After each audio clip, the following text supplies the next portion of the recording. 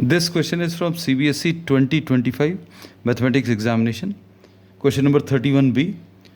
The statement of the problem says if A and B are unit vectors, A and B unit vectors हैं, तो A unit vector अगर है तो magnitude of A will be 1 and B is also a unit vector, तो magnitude of B is 1. Inclined with each other at an angle theta. So theta is the angle between A and B. Angle between A and B. And you have to prove that half of magnitude of A minus B is equal to sin theta by 2. अब ये prove करना है. अब इसमें जो concept use करेंगे वो क्या कि किसी भी वेक्टर का, suppose you are having an vector C, इसका डॉट प्रोडक्ट अगर सी के साथ लें, we are not writing A and B, A और बी अभी हम लोग इसका प्रॉब्लम में दिया हो, so we are writing just as an example C dot C. अगर ये निकालना है तो डेफिनेशन क्या बोलती है, C dot C is equal to magnitude of C into magnitude of C into cos of the angle between C and C. तो ये कितना आ जाएगा, C dot C will be equal to magnitude of C square. इस concept का use करेंगे, मतलब किसी वेक्टर का मैग्नीट्यूड का स्क्वायर अगर निकालना तो उस वेक्टर को दो बार लिखकर डॉट प्रोडक्ट लिख दें. जैसे सपोज फॉर एग्जांपल अगर आपको डी वेक्टर का मैग्नीट्यूड का स्क्वायर चाहिए तो क्या करेंगे, डी वेक्टर को दो बार लिखकर dot product. Now we have to find out the magnitude of A minus B. अब ए माइनस बी अगर निकालना है तो क्या लिखेंगे, ए माइनस बी मैग्नीट्यूड अगर आपको निकालना है तो हम लोग क्या निकाल रहे हैं, ए माइनस बी होल स्क्वायर निकाल रहे हैं.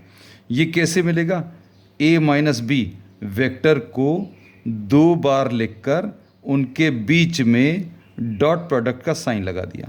कॉन्सेप्ट ये यूज़ किया कि मैग्नीट्यूड ऑफ द वेक्टर का square will be equal to, कैसे निकालते हैं, दो उसी वेक्टर को दो बार लिखकर बीच में डॉट प्रोडक्ट.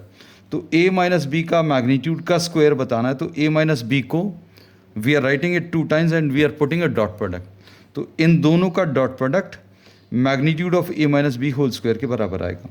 अब इसको सिंप्लीफाई करें तो ये कितना आ जाएगा, ए डॉट ए माइनस इसका डॉट प्रोडक्ट इसके साथ ए डॉट बी, इसका इसके साथ माइनस बी डॉट ए, और इसका इसके साथ तो कितना आ जाएगा, माइनस और minus plus B dot B.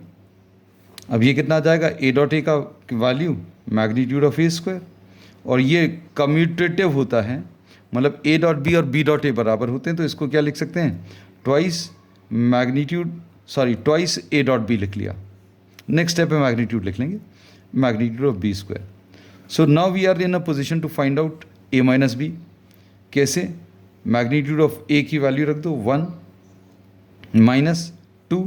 इसको कैसा लिखेंगे, इसको लिखेंगे magnitude of A into magnitude of B into cos theta.